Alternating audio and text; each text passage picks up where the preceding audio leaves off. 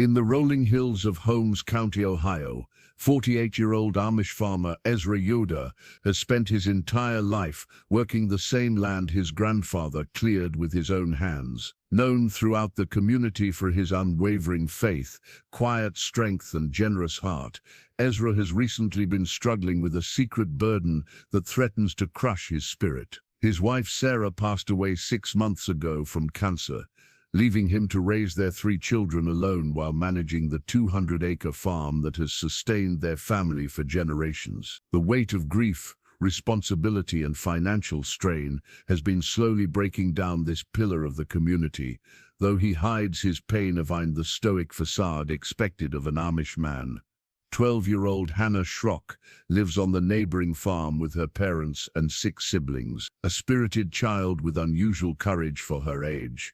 Hannah has always been drawn to helping others, often getting into gentle trouble for wandering off to assist neighbors without permission. She possesses an intuitive understanding of people's pain that seems far beyond her years, a gift that both worries and amazes her parents. When a routine farming accident traps Ezra under his overturned tractor with only minutes to live, it will be Hannah's quick thinking, brave heart, and unwavering determination that saves him. But the rescue is just the beginning of a story that will test faith, reveal hidden truths, and ultimately show how sometimes the smallest hands carry the greatest strength. This is a story about second chances, the power of community, and how sometimes God sends angels in the most unexpected forms. The rooster's crow pierced the pre-dawn darkness of Holmes County, Ohio, but Ezra Yoder was already awake. He had been lying in bed for the past hour, staring at the empty space beside him where Sarah used to sleep, her gentle breathing once the most comforting sound in his world.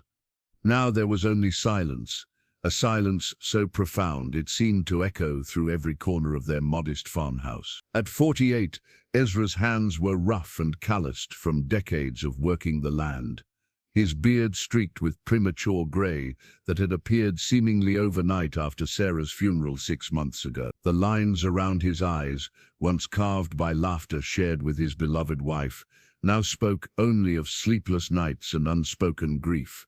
He swung his legs over the side of the bed, his back protesting with a sharp pain that served as a daily reminder of the toll farming had taken on his body. The floorboards creaked under his weight as he moved toward the window, pulling back the simple blue curtain Sarah had sewn during their first year of marriage. The fabric still carried the faintest scent of her lavender soap, and for a moment, Ezra allowed himself to close his eyes and pretend she was still there, humming softly while she prepared breakfast in the kitchen below. But reality crashed back as his youngest son's cough echoed from down the hallway. 7-year-old Jacob had been fighting a persistent cold for weeks, and the medical bills were adding up faster than Ezra could count. Between the mounting healthcare costs, the expenses from Sarah's long battle with cancer, and the simple reality of running a farm that was barely breaking even, Ezra felt like a man drowning in an ocean of responsibilities. Dad, the small voice belonged to his middle child, Rebecca, now standing in the doorway of his bedroom. At 10 years old, she had taken on far too much responsibility since her mother's passing, trying to fill a void that could never truly be filled. Her long brown hair was already braided neatly, and she wore one of the 3 dresses that comprised her entire wardrobe, a constant reminder to Ezra of how little he could provide for his children. "Yes, Becca." Ezra's voice came out rougher than intended, raw from another night of silent tears. "Jacob's coughing again, and his forehead feels warm. Should I give him some of that medicine from Dr. Miller?" Ezra nodded, though his heart sank, knowing they only had enough medicine for maybe 2 more days. "Yes, but only a small amount. Make sure he drinks plenty of water." Rebecca nodded seriously, understanding in her wise young eyes that medicine, like everything else in their house, was precious and finite. She turned to leave, then paused. "Dad, will you be able to come to my school program next week? I'm reciting." The hope in her voice nearly broke him. The school program was during the afternoon, right in the middle of harvest season, when every hour of daylight was crucial for bringing in the corn crop that would hopefully keep them afloat through winter. But looking at his daughter's expectant face, he couldn't bear to disappoint her again. "I'll try my best, Becca. I promise I'll try." She smiled, the first genuine smile he'd seen from her in weeks, and skipped down the hallway to tend to her younger brother. Ezra sank onto the edge of the bed, running his hands through his hair. How many more promises would he have to break? How many more times would he have to choose between his children's needs and the farm's demand? By the time he made it downstairs, his oldest son, Matthew, was already at the kitchen table, bent over his school books by the light of a kerosene lamp. At 15, Matthew possessed the quiet strength and serious demeanor that marked him as a young man ready to take on adult responsibility. He looked up as his father entered, and Ezra saw a reflection of his own exhaustion in the boy's eyes. "Morning, Dart. I already milked Bessie and Clara, and I fed the chickens. You didn't need to do all that, son. You have school." Matthew shrugged, closing his arithmetic book. "I finished my lessons early. Besides, someone needs to help." There was no accusation in his voice, just the matter-of-fact acceptance of a boy who had grown up too fast. Ezra poured himself a cup of coffee from the pot. Rebecca had already prepared, another task that should have been Sarah's, another reminder of all they had lost. The bitter liquid did little to chase away the chill that seemed to have settled permanently in his bones. "I'll be working the north field today," Ezra said, more to fill the silence than because Matthew needed to know. "The corn there is ready, and with this dry weather, we can't afford to wait." Matthew nodded. "Want me to help after school? I could probably convince Teacher Mary to let me leave early." "No," Ezra said firmly. "Your education comes first. Your mother would—" He stopped abruptly, unable to finish the sentence. Sarah would have wanted their children to have opportunities beyond the farm, chances she and Ezra never had. The sound of small footsteps on the stairs announced Jacob's arrival. The 7-year-old moved slowly, his usual boundless energy sapped by the persistent cold. His cheeks were flushed with fever, and he leaned heavily against Rebecca as she guided him to the table. "I don't feel good, Dad," Jacob whispered, his voice barely audible. Ezra knelt beside his youngest son, pressing his palm against the boy's forehead. The heat radiating from his skin sent a spike of panic through Ezra's chest. This was more than just a cold. "Rebecca, help Jacob back to bed. Matthew, you'll need to hitch up the buggy and take Jacob to Dr. Miller before school." "But Dad, we can't afford not to," Ezra interrupted, though the words tasted like ash in his mouth. He had no idea how they would pay for another doctor visit, but he couldn't risk his son's health. As his children bustled around him, preparing for a day that already felt overwhelming before it had truly begun, Ezra stared out the kitchen window at the field stretching toward the horizon. Somewhere out there, his neighbors were beginning their own morning routines, unaware of the battle he fought every day just to keep his family afloat. The Yoder farm had been in his family for 3 generations, carved out of the Ohio wilderness by his great-grandfather's determination and faith. The land had supported them through good times and bad, through abundant harvests and lean years, but now, for the first time in his life, Ezra wondered if it would be enough. He thought of the letter hidden in his desk drawer upstairs, an offer from a development company wanting to buy his land for a shopping center. The amount they offered would solve all his financial problems, would give his children the security and opportunities he couldn't provide. But it would also mean the end of everything his family had built, the destruction of a way of life that had sustained them for generations. "Dad," Rebecca's voice pulled him from his troubled thoughts. "Matthew's got Jacob ready to go. Do you need anything from town?" Ezra shook his head, forcing a smile for his daughter's benefit. "Just make sure Dr. Miller takes good care of our boy." After the buggy disappeared down the dirt road, Ezra found himself alone in the house for the first time in weeks. The silence pressed against him like a physical weight, amplifying every creak of the settling wood, every tick of the clock on the mantel. He walked through the rooms where Sarah's presence still lingered in every carefully placed object, every handmade quilt, every jar of preserved vegetables in the cellar. Their bedroom was the hardest. Her hairbrush still sat on the dresser, a few strands of her auburn hair caught in its bristles. Her Bible lay open to Psalms, bookmarked at the verses that had brought her comfort during her final days. Ezra had tried to read those same passages, searching for the peace that had sustained his wife through her suffering, but the words felt hollow, meaningless in the face of his overwhelming loss. He dressed quickly in his work clothes, the same blue shirt and black pants he wore every day, practical garments meant for labor rather than comfort. In the mirror, he caught sight of himself and was startled by the man staring back. When had his shoulders become so stooped? When had the light gone out of his eyes? Outside, the October morning was crisp and clear, the kind of day that used to fill him with joy and anticipation. The maple trees lining the lane were ablaze with autumn colors, their leaves rustling in the gentle breeze like whispered prayers. But today, even the beauty of God's creation felt muted, filtered through the gray veil of his grief. His old John Deere tractor sat in the barn, a reliable machine that had served the family faithfully for 15 years. It wasn't the newest or the most powerful, but it was paid for, and in times like these, that mattered more than efficiency. He performed his daily inspection ritual, checking the oil, examining the hydraulic lines, ensuring the PTO shaft was properly secured. Sarah used to tease him about his methodical approach to machinery maintenance, but she understood it was his way of controlling what little he could in an unpredictable world. As he fired up the engine, the familiar rumble brought a small measure of comfort. Out here, with his hands on the wheel and the earth beneath his feet, he could almost forget the bills piling up on his desk, the worried looks from his children, the gnawing fear that he was failing everyone who depended on him. The north field stretched out before him, 40 acres of mature corn ready for harvest. The golden stalks swayed hypnotically in the morning breeze, heavy with kernels that represented both hope and desperation. A good yield here could buy them a few more months, maybe even enough to make it through winter without selling the farm. But as Ezra began his first pass through the field, he couldn't shake the feeling that something was watching him from the neighboring property. The Schrock family had lived there for as long as he could remember, good neighbors who had helped him immeasurably since Sarah's death.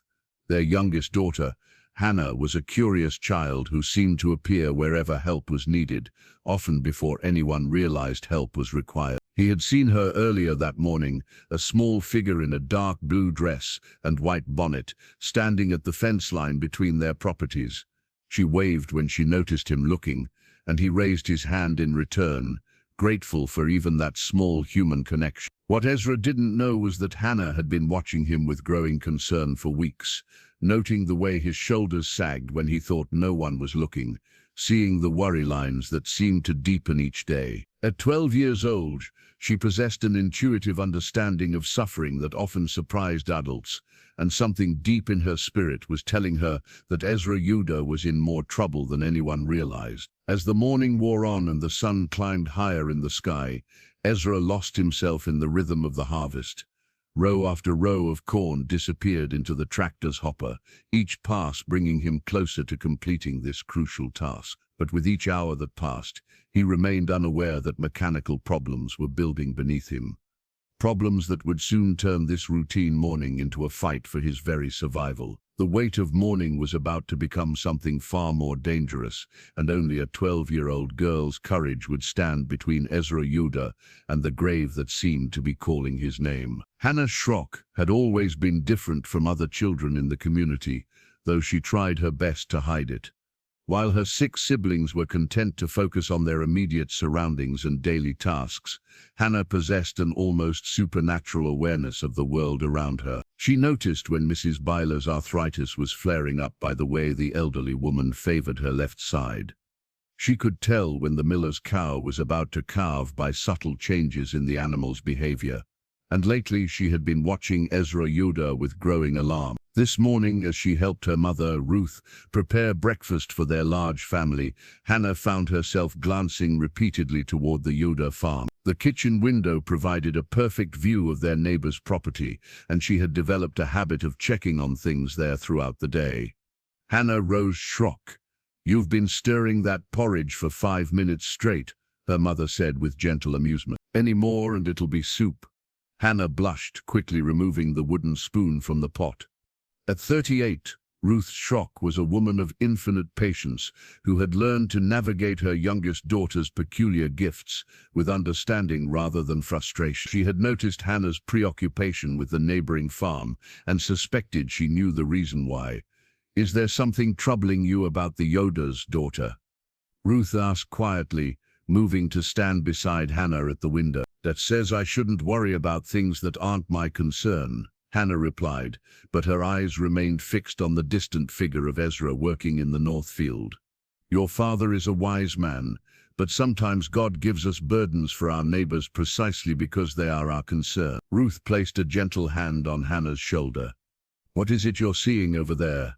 Hannah was quiet for a long moment, trying to put her feelings into words. At 12, she lacked the vocabulary to describe the sense of impending doom that had been growing stronger each day as she watched Ezra.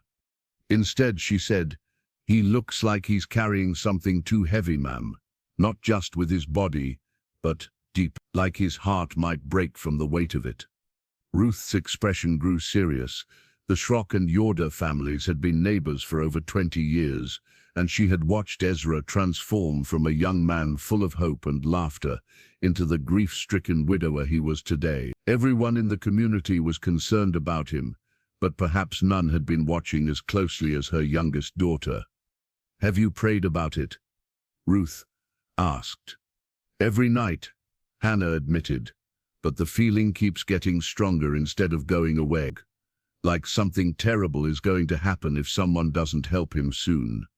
Before Ruth could respond, the kitchen door burst open and Hannah's twin brothers, Samuel and Simon, tumbled inside in their typical whirlwind fashion. At 9 years old, they possessed enough energy for 6 children and rarely walked anywhere they could run instead. "Ma'am, Hannah, you should see Mr. Yoder's tractor," Samuel exclaimed, his face flushed with excitement. "It's smoking something fierce and making the strangest noise," Simon added, barely pausing for breath. "Sounds like a sick cow." Hannah's blood ran cold. She dropped the spoon she was holding and rushed to the window, pressing her face against the glass. Sure enough, she could see thin tendrils of smoke rising from Ezra's tractor as it moved slowly through the corn rows. "Ma'am, something's wrong," she said urgently. "That's not normal." Ruth joined her daughter at the window, shielding her eyes against the morning sun to get a better look. "Perhaps it's just running hot. It's an old machine." But Hannah was already untying her apron, her movements quick and determined.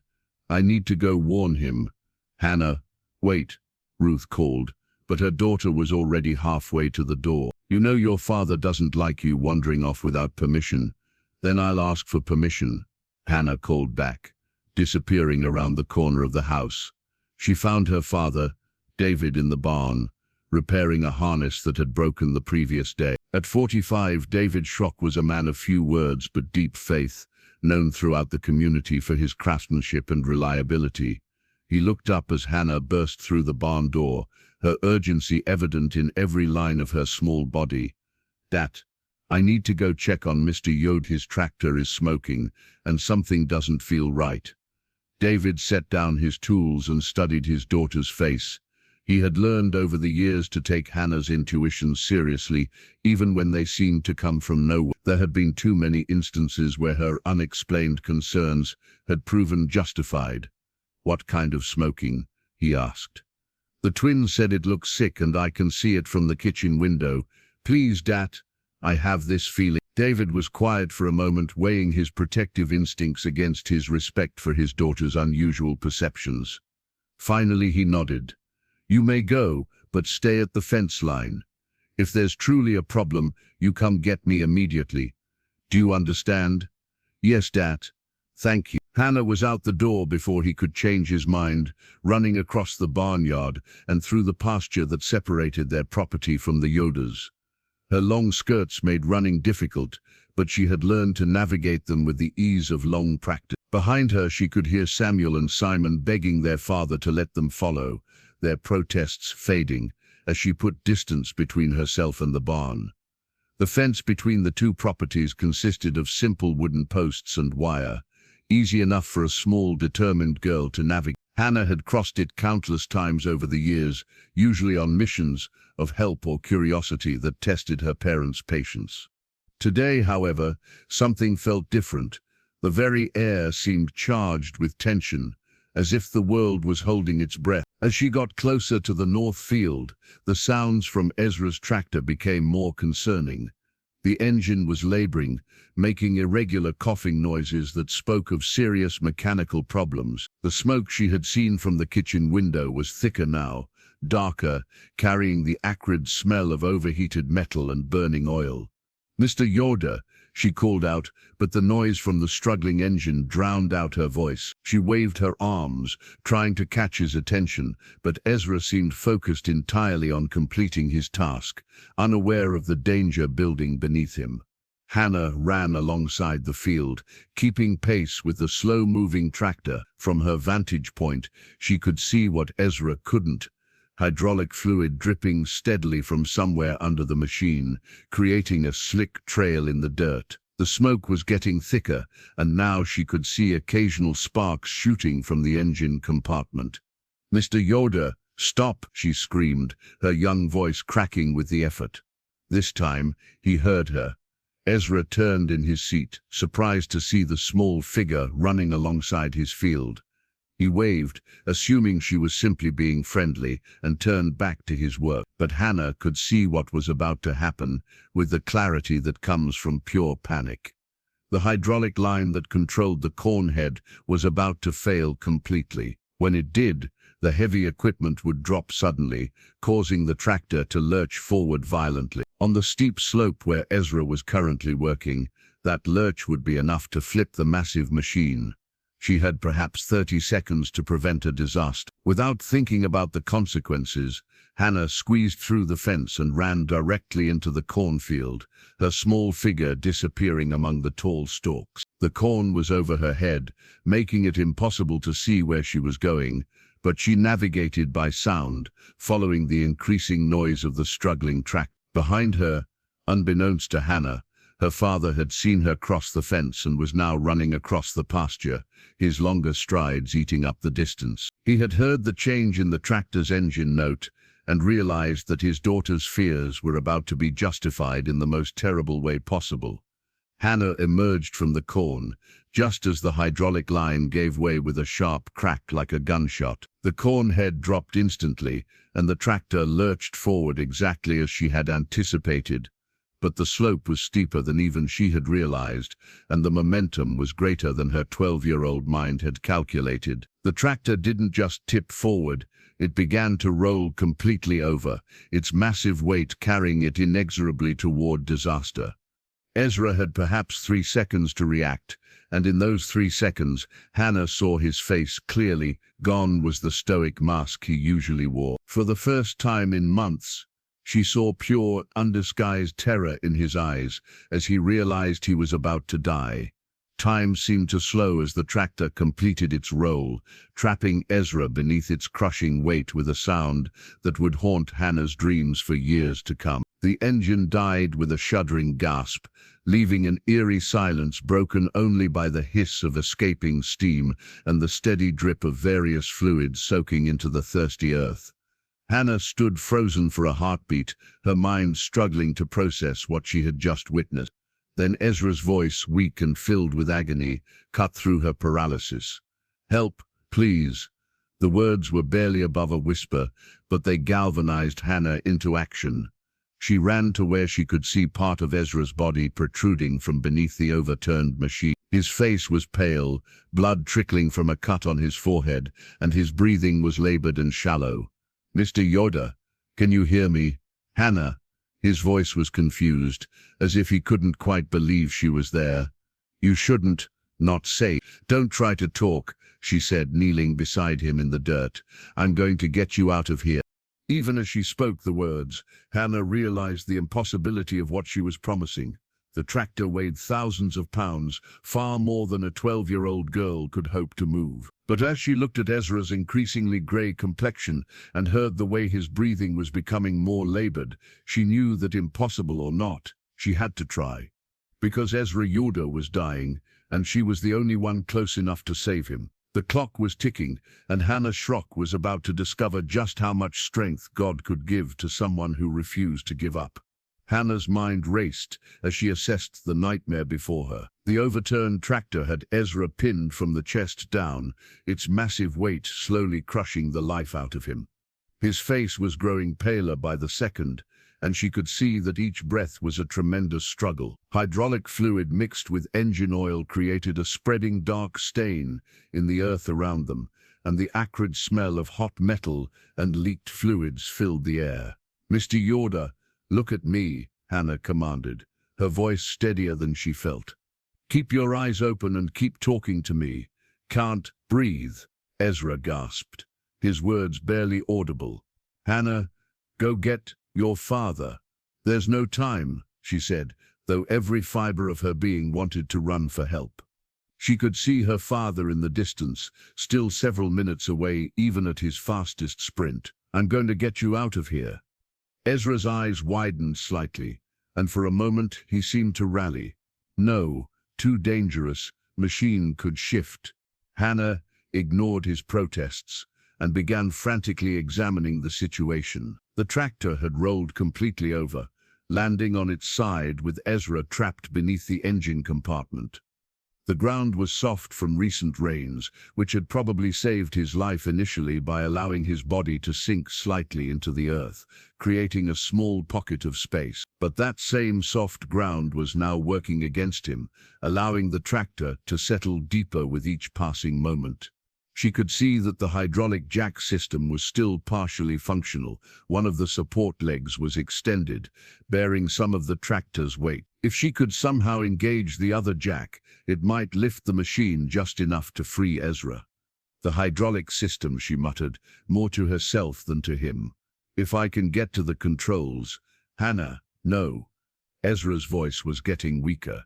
"Too heavy. You'll get hurt." But Hannah was already moving, circling the overturned machine, to reach the operator's platform that was now facing skyward. The tractor was precariously balanced, and she could see that the slightest wrong movement could cause it to shift in any direction. One wrong step, one miscalculation, and both she and Ezra could be crushed. Behind her she could hear her father shouting her name, but he was still too far away to help. Samuel and Simon's voices joined his, high and frightened. Her mother would be coming soon too, and probably other neighbors who had heard the noise of the accident. But help was still precious minutes away, and Ezra didn't have minutes. Hannah scrambled up onto the side of the overturned tractor, her small hands gripping the metal surfaces that were still hot from the overworked engine. The hydraulic controls were located near the operator's seat, but reaching them meant crawling across the unstable machine, adding her weight to an already precarious situation. "Hannah, please." Ezra's voice was barely a whisper now. Don't let my children think I gave up." Those words hit her like a physical blow. She thought of Rebecca, Matthew, and little Jacob, still sick and needing his father. She thought of how devastated they would be to lose their only remaining parent, and she thought of something her grandmother had told her once. "When God puts someone in your path who needs help, it's not an accident, it's an appointment." "You're not giving up, Mr. Yoder," Hannah said firmly, positioning herself carefully on the tractor's side. "And neither am I." She began to crawl across the metal surface, distributing her weight as evenly as possible. Every movement caused the machine to creak ominously, and she could feel it shifting slightly beneath her. Below, Ezra's breathing was becoming increasingly labored, each exhale weaker than the last. "Talk to me," she called down to him, knowing she needed to keep him conscious. "Tell me about your children. Tell me about Rebecca. She looks like her mother." Ezra managed, though speaking was clearly agony. "Wants to be a teacher. So smart." Hannah reached the hydraulic controls, a complex array of levers and buttons that controlled the tractor's various functions. She had watched her father operate similar equipment countless times, but she had never actually used these controls herself. Making the wrong choice could make everything worse. "What about Matthew?" she asked. buying herself time to study the controls. Good boy, works too hard, deserves better than this farm. Hannah found what she thought was the correct lever for the support jacks, but as she reached for it, a new horror presented itself. The engine was still hot, and she could see steam beginning to rise from the engine compartment. If the overheated metal came into contact with the leaked hydraulic fluid, the whole machine could burst into flames, with both of them trapped nearby. "And Jacob," she pressed, fighting down her panic.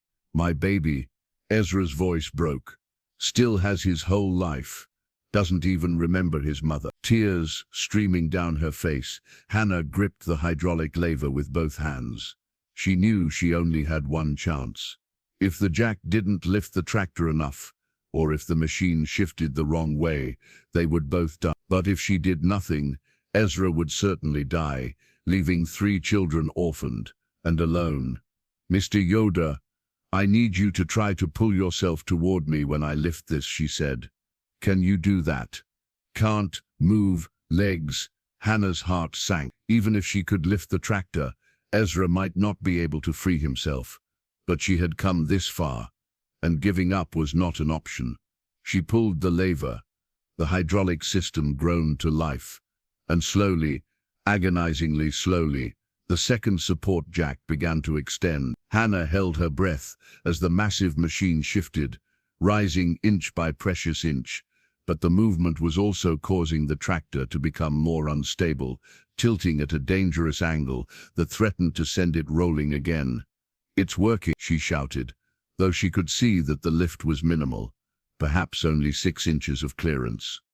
"Mr. Yoder, you have to move now. I can't." Hannah could see that Ezra was right. Even with the slight lift, he lacked the strength to pull himself free. The weight had been on his chest too long, and he was too weak from oxygen deprivation to save himself. Without hesitation, Hannah slid down from the tractor and positioned herself next to Ezra. The hydraulic system was straining, and she could hear the motor working at maximum capacity to maintain the lift. She knew it couldn't hold for long. "Put your arms around my neck," she ordered. "Hannah, no, too heavy. Miss Yoder, your children need you, and I'm not letting you die today." Her voice carried an authority that seemed impossible from someone so young. "Now put your arms around my neck." Ezra managed to lift his arms, wrapping them weakly around Hannah's shoulders. She braced her feet in the soft earth and began to pull, using every ounce of strength in her small body. At first, nothing happened. Ezra was a full-grown man, and even with the tractor partially lifted, the friction and his own dead weight seemed impossible to overcome. But Hannah had grown up on a farm, and despite her size, she was stronger than she looked. More importantly, she was fueled by something beyond physical strength, a determination that refused to accept defeat. Inch by inch, she began to drag Ezra from beneath the machine. Her back screamed in protest, her muscles burned, and her hands slipped repeatedly in the mixture of oil and hydraulic fluid that coated everything. But she kept pulling, kept fighting, kept refusing to let go. "Almost there," she gasped, though she wasn't sure if she was talking to Ezra or to herself. "Almost." Behind them, the hydraulic motor gave a warning whine, indicating that the system was about to fail. The tractor began to settle back, the lift decreasing rapidly. With a final desperate surge of effort, Hannah threw herself backward, pulling Ezra's limp form completely clear just as the support jack collapsed, and the massive machine crashed back to earth with a thunderous impact that shook the ground beneath them. They lay in the dirt together, Hannah gasping for breath and Ezra unconscious, but breathing. She had done it. Against all odds, she had saved him. But even as relief flooded through her, Hannah could see that Ezra was far from safe. His breathing was shallow and irregular, his skin was gray, and blood seeped from multiple wounds. He needed medical attention immediately, or her heroic rescue would be meaningless. That's when she heard the most beautiful sound in the world, her father's voice, strong and reassuring, cutting through her exhaustion. "Hannah, I'm here, daughter. You did it. You saved him. David Schrock dropped to his knees beside them, quickly assessing both his daughter and their injured neighbor. Behind him came Ruth, Samuel, Simon, and what seemed like half the community, all drawn by the sound of the accident and word that someone was in trouble. "Is he alive?" Hannah whispered, her voice hoarse from shouting and crying. "Yes," her father said, checking Ezra's pulse. "Thanks to you, he's alive. Now let's get him some real help." As the adults took over, calling for Doc Miller and organizing the transport of the unconscious man, Hannah found herself sitting in the dirt, shaking from exhaustion and reaction.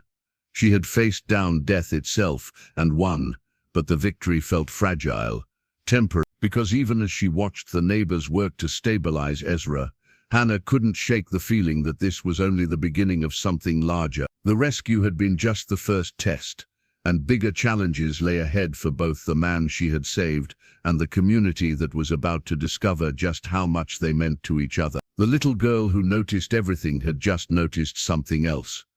Sometimes the most important moments in life come disguised as disasters, and sometimes the greatest victories are won, not by the strongest, but by those who simply refuse to give up. But first, Ezra Yoder had to survive the next few hours, and that was still very much in doubt. Dr. Samuel Miller had been serving the Amish community of Holmes County for over 30 years, but he had never seen anything quite like what Hannah Schrock had accomplished. As he worked to stabilize Ezra in the back of his medical van, racing toward the county hospital, he kept glancing at the unconscious man and shaking his head in amazement. "Another 5 minutes and we would have lost him," he told Ruth Schrock, who had insisted on riding along to the hospital. "That little girl of yours, I've never seen anything like it." But Hannah wasn't in the van. Despite her exhaustion and her parents' protests, she had insisted on staying behind to help with Ezra's children. Someone needed to tell them what had happened, and she felt responsible for making sure they understood their father was going to be okay, even though she wasn't entirely sure of that herself. The Yoder farmhouse felt different when Hannah arrived with her father and several other neighbors. The absence of both parents seemed to echo through every room, making the house feel larger and emptier than it actually was. Rebecca was in the kitchen, attempting to prepare lunch for her brothers, while clearly fighting back tears. Matthew sat at the kitchen table, his school books forgotten as he stared out the window toward the field where the accident had occurred, and little Jacob, still pale from his fever, clung to his sister's skirt with the intuitive knowledge that something terrible had happened. "Where's?" Rebecca asked the moment the adults entered the kitchen. Her voice was steady, but Hannah could see the fear in her eyes. David Schrock knelt down to Rebecca's level, his voice gentle but honest. "Your father had an accident with his tractor, child. He's hurt, but he's alive, and Dr. Neal is taking very good care of him." "How hurt?" Matthew asked, his 15-year-old directness cutting through any attempt at sugarcoating. "Hurt enough that he'll be in the hospital for a while," David replied. "But Hannah here pulled him out from under that tractor, and by God's grace he's going to recover." All three children turned to look at Hannah, who suddenly felt very small and uncertain under their intense scrutiny. She had saved their father, but she could see in their faces the same fear she had been feeling. What if it wasn't enough? What if there were complications? What if their father, who had already lost his wife, now died from his injuries and left them completely alone? "Can we see him?" Jacob whispered, the first words he had spoken since the adults arrived. "Soon," David promised. "Right now the doctors need to take care of him. But in the meantime, you three are going to come stay with us until he's better." Rebecca immediately shook her head. "We can't leave. The animals need to be fed, and the crops. The community will take care of all of that." David interrupted gently. "Your neighbors will manage the farm until your father is well enough to come home. Right now, your job is to take care of each other, and let us take care of you." Hannah watched the exchange with growing anxiety.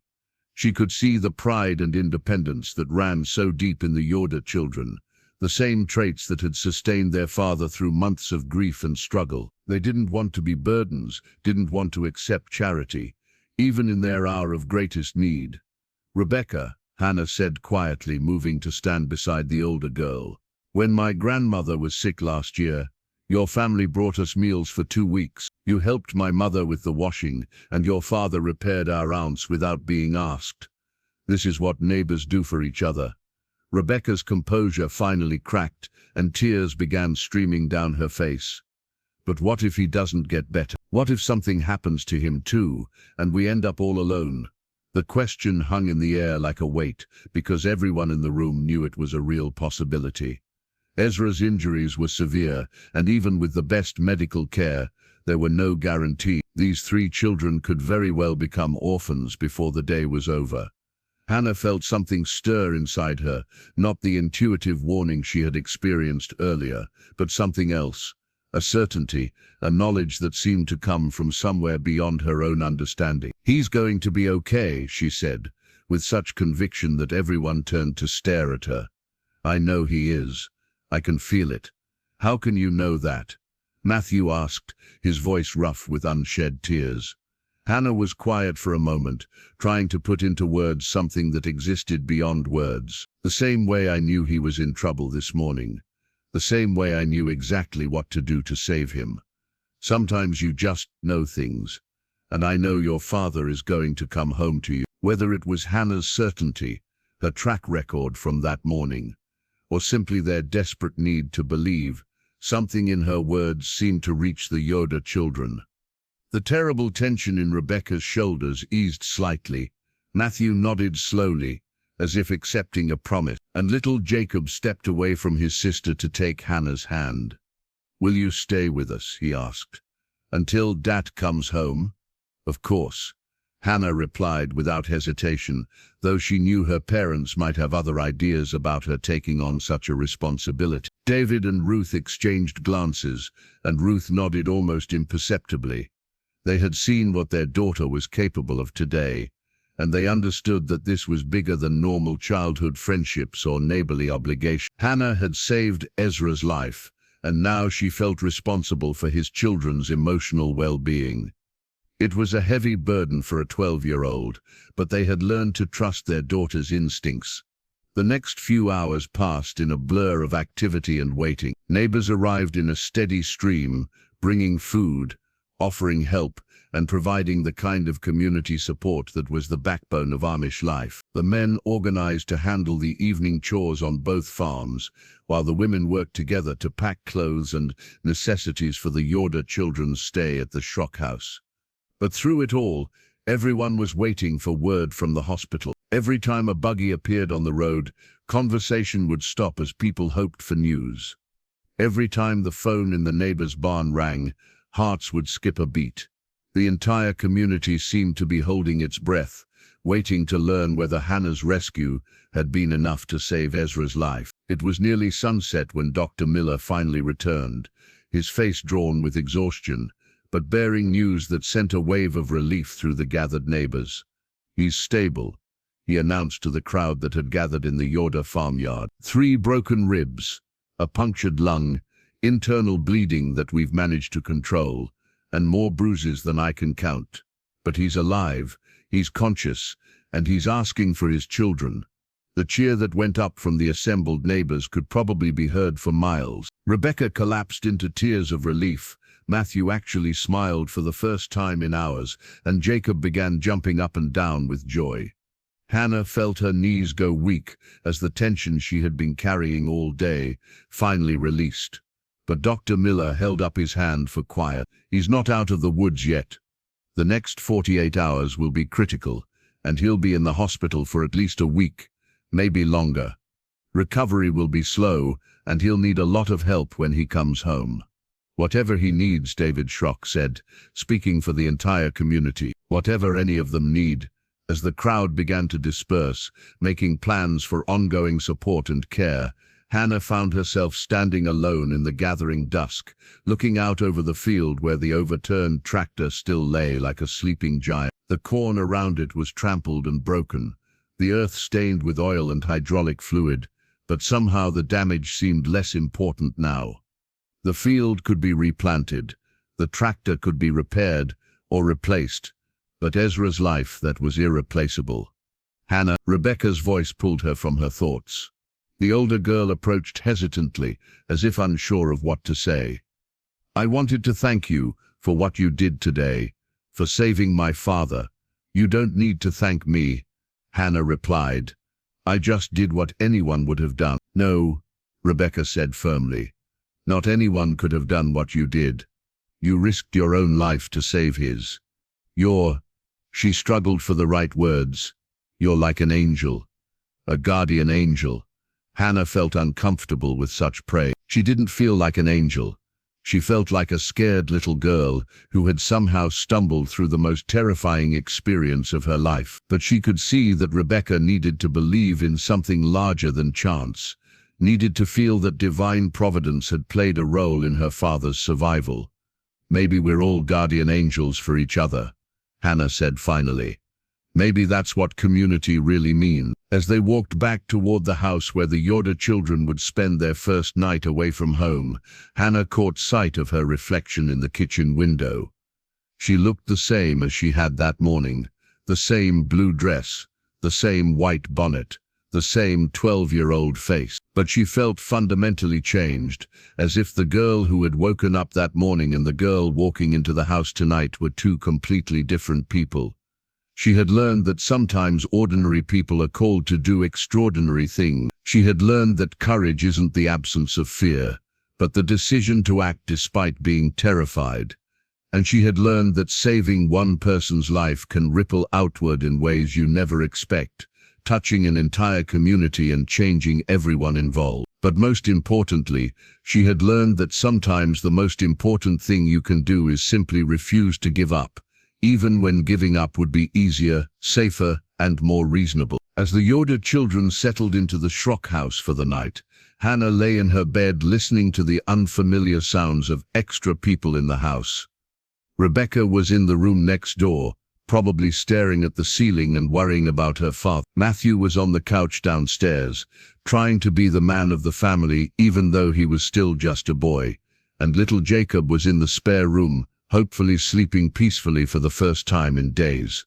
Tomorrow would bring new challenges. There would be hospital visits, farm work to coordinate, and the long process of helping the Yoder family rebuild their lives. But tonight, for the first time in months, Hannah felt a deep sense of peace. She had been in the right place at the right time, and she had done the right thing. And sometimes that's all any of us can do. Outside her window, the stars shone down on Holmes County, watching over a community that had been reminded of its own strength and resilience. The crisis was far from over, but the first battle had been won. Ezra Yoder was alive, his children were safe, and a 12-year-old girl had discovered that she was capable of moving mountains when the people she loved were in danger. The vigil was ending, but the real work of healing was just about to begin. The hospital room was sterile and white, a stark contrast to the warm, lived-in spaces that defined Amish life. Ezra lay propped up in bed, his chest wrapped in bandages, and various tubes running from his body to machines that beeped steadily in the background. The doctors had explained his injuries in clinical terms: punctured lung, broken ribs, internal bleeding, but to Hannah, he simply looked fragile and smaller than she remembered. It had been 3 days since the accident, and this was the first time the children had been allowed to visit. Rebecca sat in the chair beside the bed, holding her father's hand and trying not to cry. Matthew stood stiffly by the window, uncomfortable in the unfamiliar environment. Jacob had climbed carefully onto the bed and was curled up next to his father like a small animal seeking warmth and comfort. "Tell me again about the tractor," Ezra said to Hannah, his voice still weak but growing stronger each day. "I remember bits and pieces, but it's all fuzzy." Hannah had already told the story several times to various people, but she sensed that Ezra needed to hear it again, needed to understand exactly what had happened to him. She described the hydraulic failure, the rollover, and her frantic rescue attempt, leaving out some of the more terrifying details for the sake of the children. "You saved my life," Ezra said simply, when she finished. "A 12-year-old girl saved a grown man's life. How do I ever repay something like that?" "You don't need to repay anything," Hannah replied. echoing what her parents had told her. "That's not how it works." "But it is how it works," Ezra insisted, his voice carrying more strength than it had since the accident. "In our community, when someone does something like this, it creates bonds that last forever. You're part of our family now, Hannah, whether you want to be or not." Hannah felt a warm flush of emotion at his words. She had always been fond of the Yoder family, but these past few days of caring for his children had created connections she hadn't expected. She found herself worrying about Rebecca's tendency to take on too much responsibility, Matthew's struggle to balance childhood with premature adulthood, and Jacob's need for the security his father's illness had shaken. "The farm," Ezra said suddenly, his expression clouding with worry. "I need to know about the farm, the corn in the north field." "Dad, stop," Matthew interrupted, moving away from the window to stand beside the bed. "Everything is taken care of. Mr. Schrock and the other neighbors have been handling everything. The corn is harvested, the animals are fed, and nobody expects you to worry about any of that right now." But Hannah could see that Ezra was worrying anyway. She had spent enough time at the Yoder house over the past few days to understand the financial pressures the family was facing. Bills were piling up on his desk, the hospital costs would be substantial, and he couldn't work for weeks or possibly months. The very survival of the farm and his ability to provide for his children was in jeopardy. "Miss Yoder," Hannah said carefully, "there's something I think you should know about the community fundraiser." Ezra's eyes sharpened. "What fundraiser?" Rebecca and Matthew exchanged glances. They had been trying to keep this information from their father, worried that his pride would make him refuse the help. "The whole district has been organizing," Rebecca said reluctantly. "Every family is contributing something. Miss Byler organized a quilt auction. The Millers donated a cow, and there's going to be a barn raising next month to repair the damage to our equipment shed." "I can't accept charity," Ezra said immediately, his jaw setting in the stubborn line his children knew all too well. "It's not charity," Hannah said firmly. "It's community. It's what we do for each other. When my family needed help, you were there. When the Millers lost their barn to lightning, everyone pitched in. This is just how it works." "But this is different," Ezra protested. This is too much." Hannah studied his face, seeing beyond the pride to the fear underneath. Ezra wasn't just worried about accepting help. He was terrified of being seen as weak, of failing to live up to the stoic ideal of Amish manhood that had been drummed into him since childhood. He had already lost his wife. Admitting that he couldn't provide for his children felt like another devastating failure. "Mr. Yoder," Hannah said quietly, "can I tell you something my grandmother told me before she died?" Ezra nodded, though his expression remained troubled. "She said that sometimes the greatest gift you can give someone is letting them help you. She said that refusing help when you need it isn't humble, it's prideful, because you're saying you're too important to need what other people need." The room fell silent, except for the steady beeping of the monitors. Hannah could see her words sinking in, challenging ideas that Ezra had held his entire life. "Besides," she continued with a small smile, "after what happened with that tractor, I think the whole community has decided that the Yoder family is officially under our protection, whether you like it or not." Despite himself, Ezra chuckled, the first genuine laugh his children had heard from him since their mother's death. "Is that so?" "That's so," Hannah confirmed solemnly. "My father says you're stuck with us now." Over the following week, as Ezra's condition continued to improve, Hannah found herself spending most of her free time either at the hospital or helping to manage the expanded household at the Schrock farm. The Yoder children were adjusting to their temporary living situation, but she could see the strain it was putting on everyone involved. Rebecca was struggling with guilt over not being able to care for her father and brothers herself. Matthew was torn between gratitude for the help and frustration at being dependent on others. And Jacob, while physically recovering from his illness, had become clingy and anxious, afraid that his father might disappear again if he wasn't constantly watched. It was during one of these hospital visits that Hannah noticed something that would change everything. She was sitting beside Ezra's bed, reading to him from the budget newspaper while he dozed, when she became aware that his breathing had changed, not in a medical emergency way, but in the way that indicated deep, troubled thoughts. "What are you thinking about?" she asked softly. Ezra opened his eyes and looked at her for a long moment. "I've been doing a lot of thinking this past week, about the farm, about my children, about what Sarah would have wanted for all of us." Hannah waited, sensing that this was important. "Before the accident, I was considering selling the farm," Ezra admitted, his voice barely above a whisper. "There's a development company that wants to buy the land. The money would solve all our financial problems, give the children opportunities I can't provide." "But you don't want to sell," Hannah said. "It wasn't a question. That land has been in my family for 3 generations. My great-grandfather cleared it with his own hands, built the first cabin where our house stands now. It's not just a farm, it's our heritage, our connection to the past and the future. So don't sell it." Ezra smiled sadly. "It's not that simple, Hannah. I have hospital bills to pay, children to feed and clothe, a farm that barely breaks even in the best of times. Being practical might mean letting go of the past to secure the future."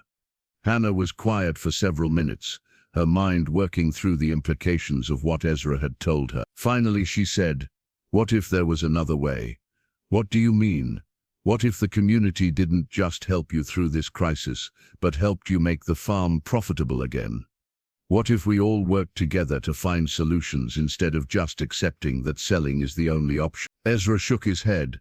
"Hannah, you don't understand the scope of the problems. The equipment is old, the yield per acre is lower than it should be, and I don't have the capital to make the improvements that would increase profitability." "But the community does," Hannah said, her excitement growing as the idea took shape. "Not just money, but knowledge, experience, manpower.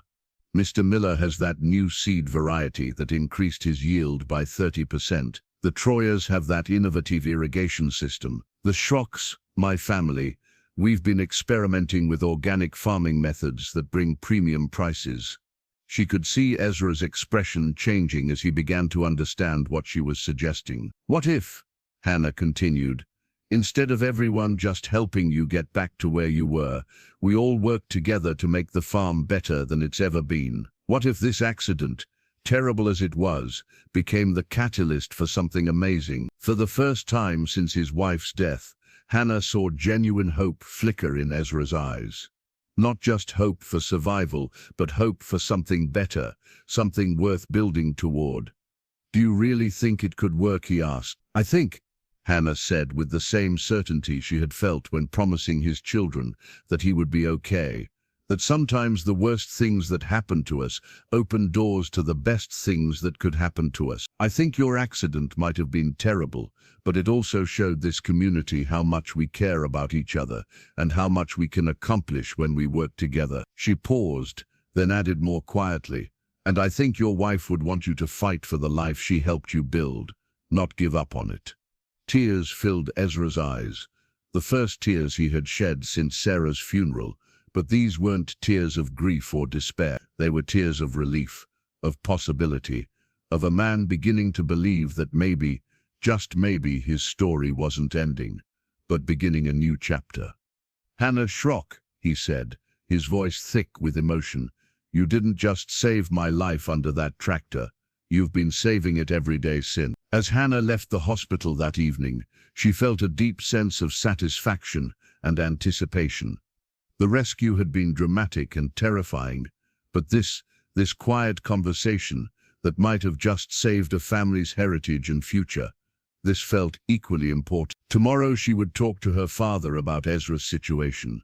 She would help organize not just short-term aid, but long-term solutions. She would be part of turning a community's compassionate response into something sustainable and transformative. The girl who had noticed everything was about to help her community notice possibilities they had never seen before. And in doing so, she would discover that sometimes the greatest miracles happen not in moments of crisis, but in the quiet work of building something better from the ashes of what was lost. 6 months later, the Yoder farm looked transformed. What had once been a struggling operation barely holding on was now a thriving example of what community cooperation could accomplish. The old equipment shed had been replaced with a modern barn that housed new machinery purchased through the community fund. The fields showed the results of improved farming techniques, with crop yields that exceeded anything the farm had produced in decades.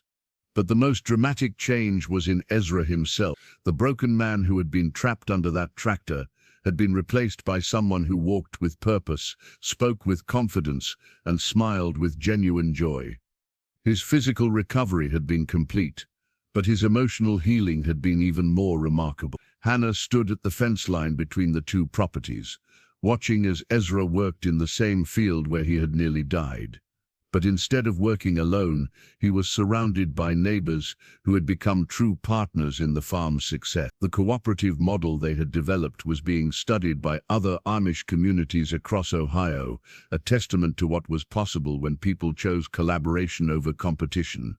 Thinking deep thoughts, Rebecca's voice made Hannah turn. The 14-year-old had grown taller and more confident over the past months, taking on leadership roles in their church's youth group and talking seriously about becoming a teacher. "Just remembering," Hannah replied. "It's hard to believe it's only been 6 months. Sometimes it feels like a lifetime ago," Rebecca agreed. "Sometimes it feels like yesterday." They stood in comfortable silence, watching the activity in the field. Matthew was operating one of the new tractors, his mechanical aptitude having earned him a reputation as the best equipment operator in the district. At 9, Jacob was helping sort vegetables in the farm's new market garden, his health completely restored and his personality as bright as ever. "Hannah," Rebecca said quietly, "there's something I need to tell you about that day." Hannah looked at her friend, noting the serious expression on her face. "I know you think you saved my father because you happened to be in the right place at the right time, but that's not true. You were watching him for weeks before the accident. You knew something was wrong before it happened." "I had a feeling," Hannah admitted, "but I didn't know what was going to happen." "That's not the point," Rebecca continued. "The point is that you cared enough to watch, to notice, to be ready. You saved my father's life, but you also saved our family. You saved our farm. You saved our future." Hannah felt uncomfortable with such praise, just as she had 6 months ago. "The community saved your farm. You just convinced a proud, stubborn man to accept help. You just came up with the idea that turned charity into partnership. You just refused to let us give up on ourselves." Rebecca's voice grew thick with emotion. "You were our guardian angel, Hannah. You still are." Before Hannah could respond, a commotion from the farmyard caught their attention. A familiar black car was pulling up the lane, Dr. Miller's vehicle, recognizable to everyone in the community. But this wasn't an emergency visit. Dr. Miller had become a regular presence at the Yoder farm, drawn by his amazement at both the physical and economic recovery he had witnessed. "I have news," Dr. Miller announced as he climbed out of his car, his face beaming with excitement. "News that I think will interest everyone here." The workers in the field began gathering around, curious about what had brought the doctor out on this beautiful spring afternoon. Ezra approached from the barn, wiping his hands on a rag, his children flanking him on either side. "I've just come from a meeting with the medical board at the county hospital," Dr. Miller continued. "They've been following the story of Ezra's accident and recovery, and Hannah's rescue, and they want to do something special." He reached into his coat pocket and pulled out an official-looking certificate. "Hannah Schrock, by unanimous decision of the Holmes County Medical Board, you are hereby awarded the Civilian Heroism in Medical Emergency Award. You are the youngest person ever to receive this honor." A cheer went up from the assembled neighbors, but Hannah felt her cheeks burning with embarrassment. She had never wanted recognition for what she had done. It had simply been the right thing to do. "But that's not all," Dr. Miller continued, holding up his hand for quiet. "The board has also established the Hannah Schrock Emergency Response Training Program. They want to teach basic life-saving techniques to young people throughout the county, starting with the Amish community. They want to name it after me?" Hannah asked. her voice barely audible. Your actions that day saved a life through quick thinking, courage, and determination. The board believes that teaching others those same principles could save many more lives in the future. Hannah looked around at the faces surrounding her neighbors who had become family, a community that had rallied around one of its own. Children who would grow up knowing that ordinary people could do extraordinary things when called upon. I'm honored, she said finally, but I want everyone to understand something. I didn't save Mr. Yoder alone. This whole community saved him. Every person who brought food, who helped with chores, who contributed to the fund, who shared their knowledge and experience, you all saved him, just as much as I did. Ezra stepped forward, his eyes bright with unshed tears. Hannah's right, of course, but she's also being too modest. What she did that day, crawling onto an unstable tractor, risking her own life to save mine, that took a kind of courage that can't be taught. He paused, looking around at his neighbors, his children, his thriving farm. But what she did after that day was even more important. She convinced me to accept help. She came up with the idea that transformed not just my farm, but our entire approach to community cooperation. She showed us that sometimes the worst disasters can become the foundation for the greatest blessings. Hannah felt tears beginning to form in her eyes as Ezra continued. 6 months ago, I was a broken man who had lost his wife, was failing his children, and was about to lose the farm that had been in his family for generations. I was ready to give up on everything, but a 12-year-old girl refused to let me die, and then she refused to let me give up on living. He turned to face Hannah directly, his voice growing stronger. You didn't just save my life under that tractor, Hannah. You saved my life every day after that. You gave me back my children's respect, my community's support, and most importantly, you gave me back hope. The tears were flowing freely now, not just from Hannah, but from many of the people gathered around them. This was more than a celebration of heroism. It was a recognition of how tragedy had been transformed into triumph, how loss had become the foundation for greater abundance than anyone had imagined possible.